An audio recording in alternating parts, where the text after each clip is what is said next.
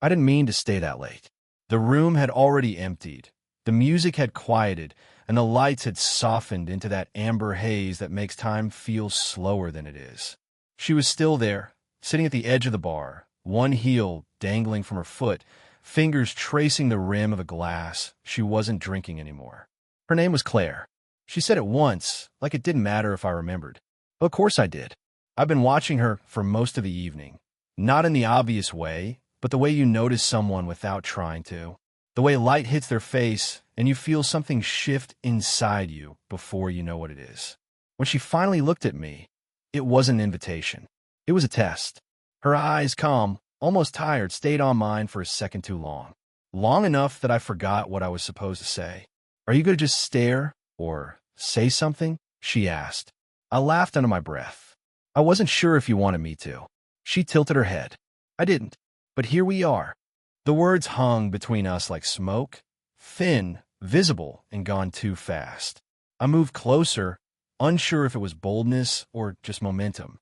She was older, no question. Everything about her carried that quiet assurance of someone who's already lived through a few heartbreaks and learned how to hide the scars. But there was something else, a stillness that felt like an invitation to slow down. Her perfume was subtle, not floral, something warmer, cedar maybe, or skin after the rain. When she leaned toward me to set her glass down, her sleeve brushed my arm. Just fabric, just air, and still my pulse tripped over itself. She noticed. Of course she did. "Careful," she said softly, not looking at me. "You make it too easy to read you." "I don't mind," I said, before realizing how it sounded. That made her smile. Not the kind you show when you're amused, the kind that betrays you for half a second before you remember to stop. There was music still playing, low and distant. The bartender was wiping down counters, pretending not to notice we hadn't left yet.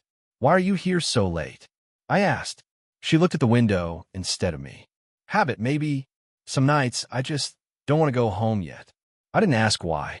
Her voice already carried the answer. We sat in that quiet for a while, not awkward, just full. I could hear her breathing, steady, measured, the kind of rhythm that slows you down without meaning to. When she finally turned toward me again, her knee brushed mine under the counter. Not deliberate, not accidental either. She drew a slow breath, then spoke, low, careful. "If I tell you something," she said, "you won't tell anyone?" I nodded, though she hadn't waited for a promise. She leaned closer, close enough that I could feel the warmth of her words against my cheek. "Don't tell anyone what happened tonight." Her tone was calm, but her eyes said something else, something uncertain, something dangerous in its quietness. Before I could answer, the door behind us creaked open, said aloud. We both turned. A burst of cold air swept through the room. Someone had come back in. Her hand slipped from the bar, brushing mine just once before she straightened, her expression gone still again, as if whatever had almost happened between us had been folded neatly away. And yet I knew it wasn't. Not really. It had been a week since that night. A week of pretending not to wait for something I couldn't name. I told myself it didn't matter. She was older, probably married, or at least had someone waiting somewhere. But that didn't stop me from walking past the same cafe again, the one tucked behind the old bookstore where she worked on weekends. I didn't expect her to be there. And yet, there she was sitting by the window, hair pulled back, reading a notebook instead of book. She looked different in daylight. Softer somehow, but harder to approach. She saw me before I could look away. A faint smile. Not surprised. Just quietly resigned, as if she'd known I'd show up eventually. "Didn't think you were the type to revisit scenes of the crime," she said when I walked in. "I didn't think it was a crime," I said. "You told me not to tell anyone, remember?" Her lips curved. "That doesn't make it less dangerous." We sat down. The air between us felt the same, too aware, too quiet. Her hand rested on the table, fingers tapping once, twice, then still. I noticed the ring mark on her finger, pale, almost gone. I didn't ask. She glanced out the window. "My ex-husband used to hate this place," she said, like she hadn't meant to. Said it was too quiet. Too many books, not enough people. I hesitated. "And you liked it because no one talks too loud here." She smiled faintly. eyes tracing the rim of her cup. It's a rare thing, being able to hear your own thoughts. I wanted to tell her I'd been hearing nothing but her voice in mine for a week. I didn't. Instead, I asked, "Do you come here every weekend?" "Only when I'm not trying to be found." She said it without looking up, but her fingers brushed mine when she reached for her coffee.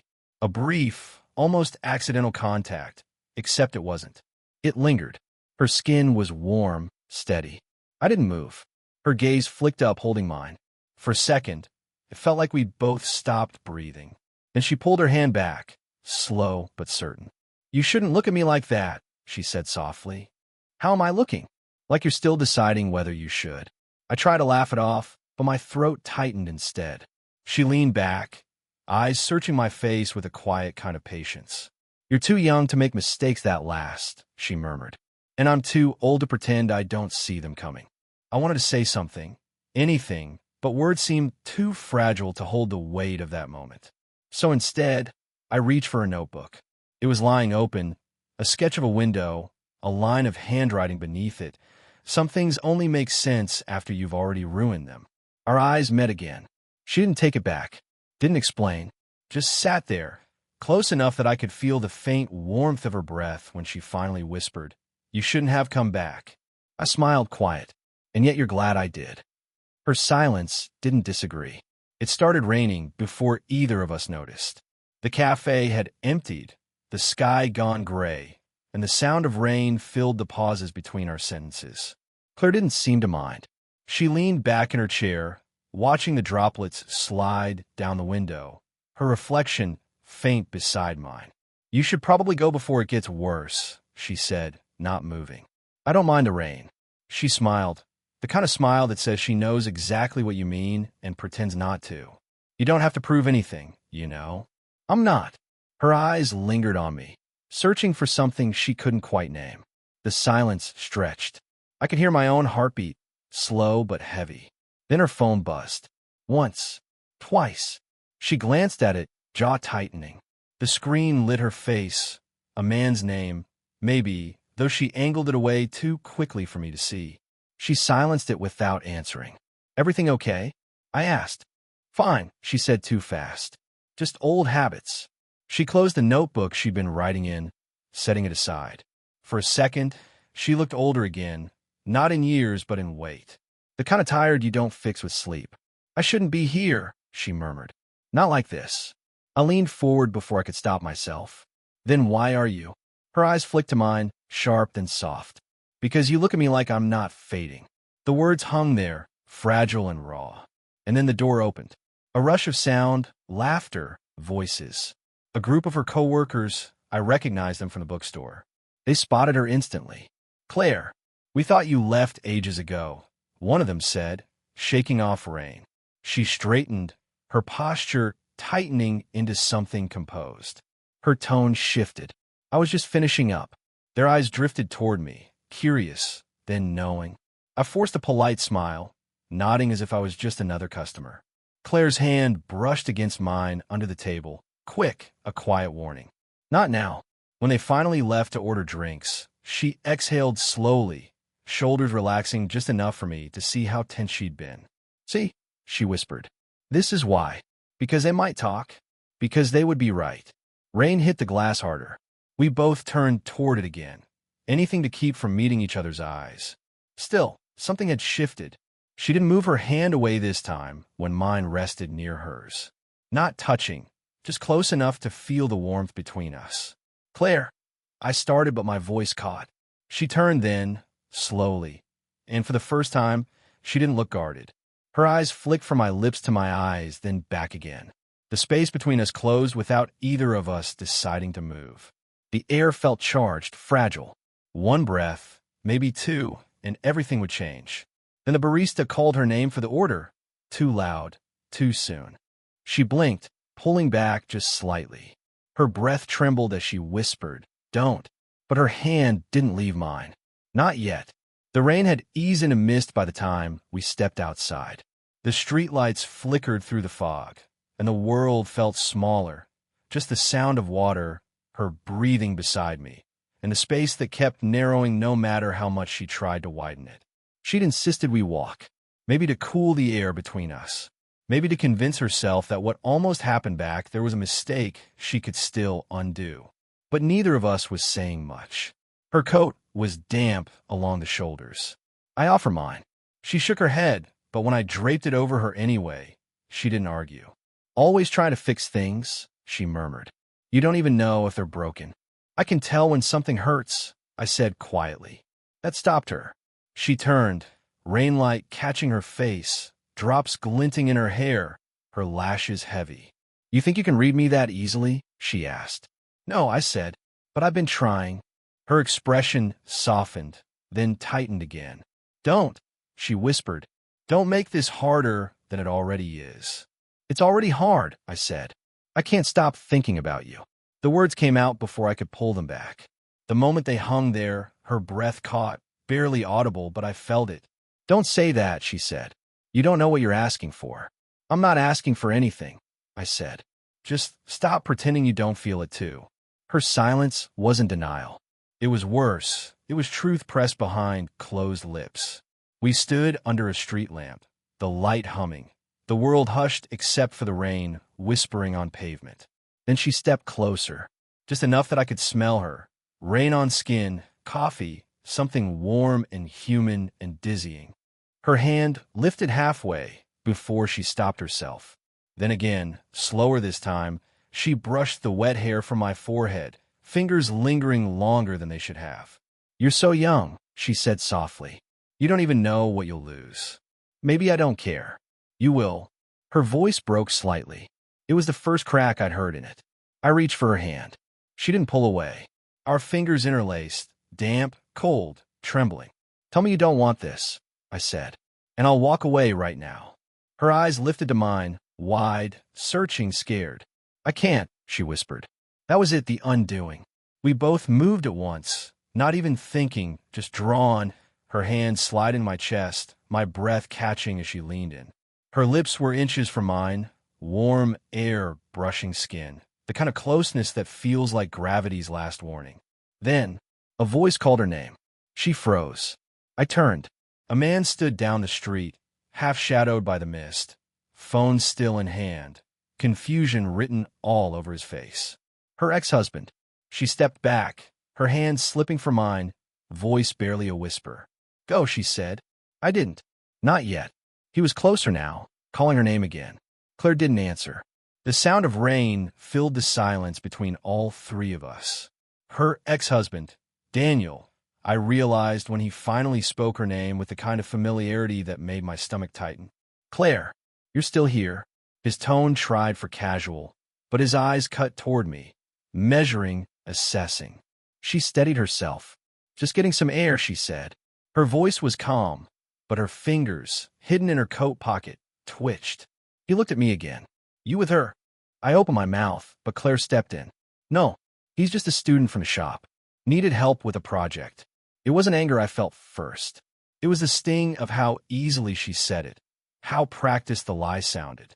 Daniel nodded slowly, suspicion softening into something like pity.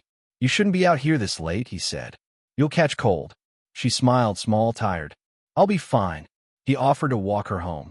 She declined. He didn't push. When he finally left, the sound of his footsteps faded into the rain. The quiet that followed was unbearable. I turned toward her. A student. Her shoulders sagged. You don't understand. He still checks on me sometimes. If he thought. I don't care what he thinks. She flinched. You should. The rain had thinned to drizzle, but the air between us had thickened. She looked smaller now, not in stature, but in the way she held herself, like someone bracing for the next blow. I didn't mean to lie, she said, voice low. It just came out. Because you're ashamed? Her eyes snapped up to mine, sharp hurt. Don't, she said. You don't get to use that word. I took a step closer. Then tell me what it is. She didn't move. Her breath shook. It's fear, she whispered, of how easily you make me forget who I'm supposed to be. That stopped me. The anger faded, replaced by something heavier. She reached out as if to touch my arm, then pulled back halfway, a twitch of hesitation that hurt more than if she'd done nothing. I've already lived through one mistake I couldn't undo, she said. I won't start another. Her voice cracked on the last word. I could see it, the battle behind her composure, the tremor in her jaw. I wanted to hold her. I didn't. Instead, I said quietly, "Then tell me to stop." She closed her eyes. You wouldn't listen. For a long moment, we just stood there, the street light flickering above, her breath shallow, my hands useless at my sides. Then she opened her eyes again, and something had changed in them. Resolve. Or surrender. Maybe both. "I can't keep pretending," she said. "Come by the shop tomorrow." After closing, she turned and started walking before I could answer, the hem of her coat catching droplets of light. I watched until she disappeared around the corner, heartbeat unsteady, her words echoing through me like a promise and a warning at once. Tomorrow, whatever it meant, there'd be no turning back. The shop was dark except for a single lamp behind the counter. Shelves stretched like quiet sentinels around her. Books, dust, the faint scent of old paper and rain still clinging to her coat. She'd left the door unlocked for me. When I stepped inside, she didn't turn around. "I wasn't sure you'd come," she said softly. "I wasn't sure I should." Claire closed the ledger she'd been pretending to read. "That makes two of us." The air between us felt too still. I could hear the hum of the lamp, the faint creak of the floor beneath my shoes as I moved closer. She didn't stop me. "I didn't lie about why I wanted you here," she said finally. "But I need you to understand something before." "Before what?" She turned then, slowly, and whatever sentence she'd been building dissolved between us. We were inches apart. Her breath brushed my collar. Her hair had loosened from its tie, a few strands falling across her cheek. I reached up without thinking and tucked them behind her ear. My fingers trembled. Hers did too. "I don't want to hurt you," she whispered. "Then don't." Her eyes glistened under the low light, searching mine as if she might find a reason to stop. But none of us had one left. "People will talk," she said, almost to herself. "Let them," I said. She shook her head. "You'll change your mind one day.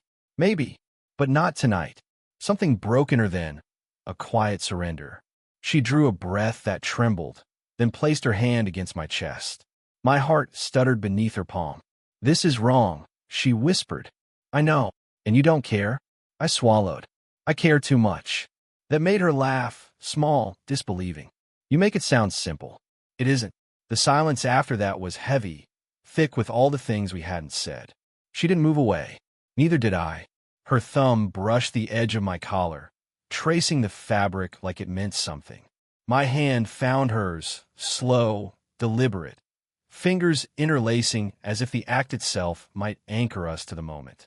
"I thought I was past feeling this," she said, "wanting something that can't last." I leaned closer, voice barely above a whisper. "Then don't think about lasting. Just feel it." Our foreheads touched. Nothing else. Just breath and nearness, and the dizzying quiet between two people finally out of reasons to pretend. She closed her eyes, and I thought she might kiss me, the space between us so thin it barely existed. But instead, she spoke. "If we cross this line, there's no going back." "I know," I said. "That's why I'm still here."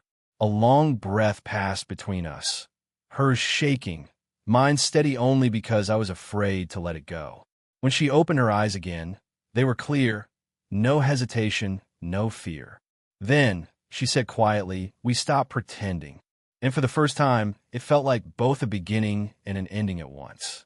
Morning light spilled through the blinds in thin stripes, cutting across the floor of the shop.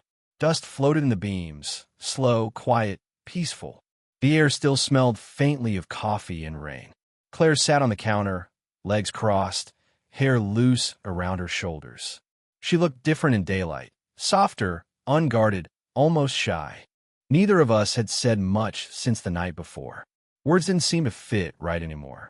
I was sitting on the floor against the bookshelf, jacket thrown beside me, half smiling at the silence between us. It wasn't awkward now, just real.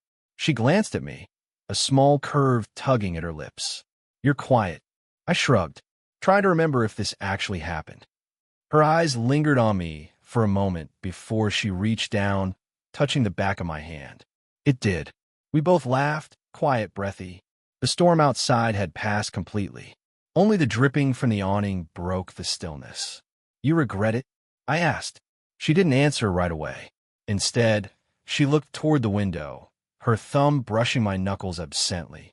I regret being afraid for so long, she said. Not this. That was all I needed to hear. I stood and moved closer, stopping right in front of her. She didn't pull away, just watched me with that steady gaze I'd memorized weeks ago. Her hand found my wrist, light but certain. You still think you won't change your mind? Maybe I will, I said. But if I do, it won't erase this. Her breath caught, a tiny sound in the quiet room. She smiled then, slow, genuine, a little tired. You really don't make things easy, do you? I stepped between her knees, my hands resting on the counter beside her hips, not touching, just close enough to feel her warmth. I don't think either of us came here for easy. Her laugh came out like a sigh. She lifted one hand to my cheek, fingers tracing the edge of my jaw. You'll ruin me, she whispered.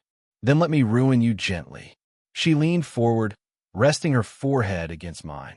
The contact was soft, deliberate, the kind of touch that said more than words ever could. We stayed like that for a long time.